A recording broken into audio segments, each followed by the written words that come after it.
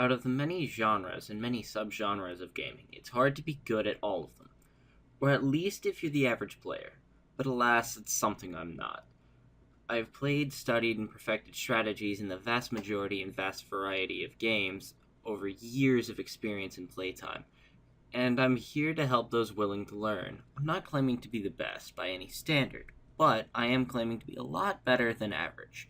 So, let me begin this lesson by saying welcome to Gamer's Guide.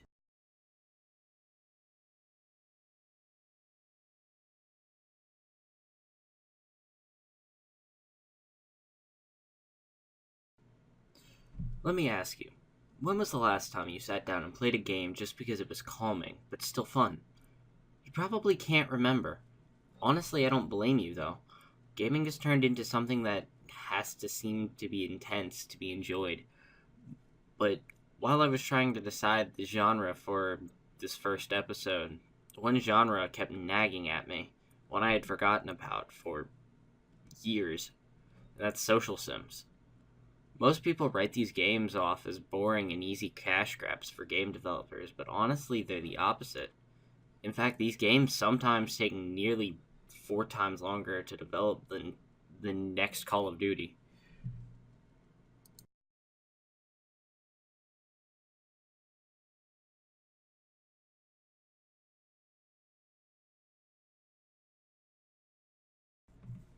Honestly, I realize social sims are one of those genres that you ignore at a constant, with very few people of the gaming community actually picking up, but I would have hated myself if I hadn't done the first officially scripted episode on it.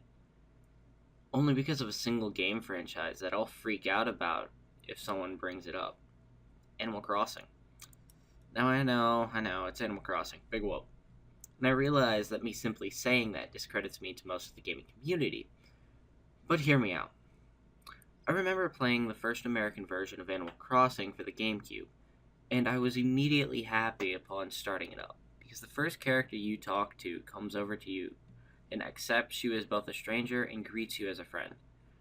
That's why I love games like these. No matter what your personal life or past relations, each new arrival of the town accepts you to start, and you can build friendships from there. On top of that, the world is so much more immersive. In games like these, because that's all there is. It's you, the world, and NPCs, which all have their own personalities, their own likes, dislikes, tastes, and ticks.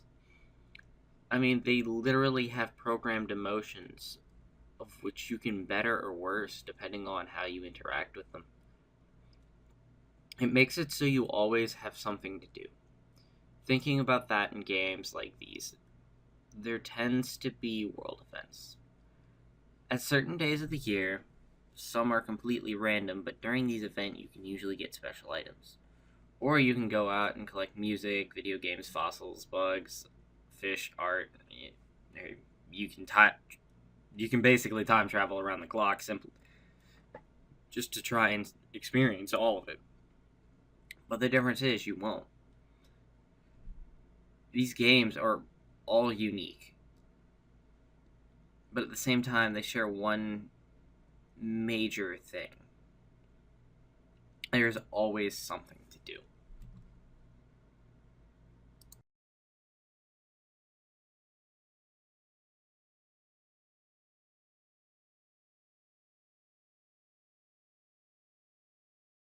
Okay, so I realize there aren't many tips to be had here, and the best thing I can really say is explore, have fun, be yourself, the generic stuff.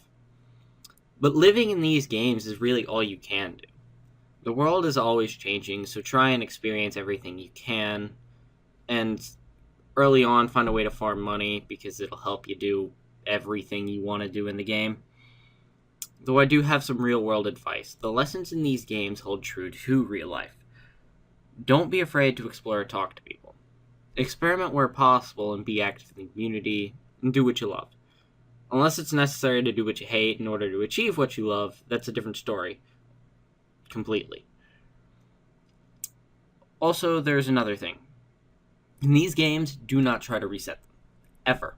Because either it'll give you a slap on the wrist and mess you up later, or it'll mess you up right then. and that's not a good. But that also holds true to real life. You can't reset life. If you make a mistake, own up to it. That you can't deny you did it if you and yourself know you did it. And that's the primary lesson of this. So, own up to everything you do. If you make a mistake, call yourself out and apologize to who you need to.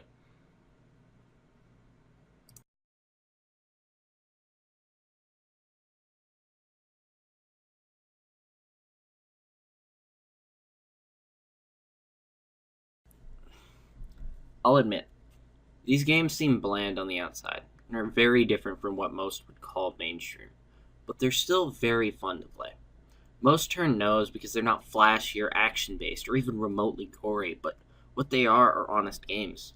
Fleshed out personalities, representations of real people, and they teach you that if you don't end up liking someone or something, you don't have to ignore it. You just don't have to be on the same page as them. In short, games like these are built to show the effects of our actions and the expanses our world has.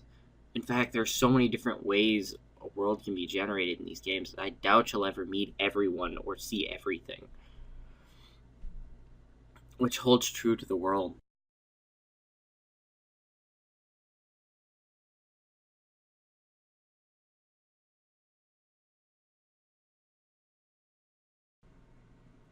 Hey guys, it's me. I hope you liked the video. If you didn't, dislike it. If you did, leave a like. Be sure to leave a comment on what I can improve on in the comment section below. I'll be sure to read it.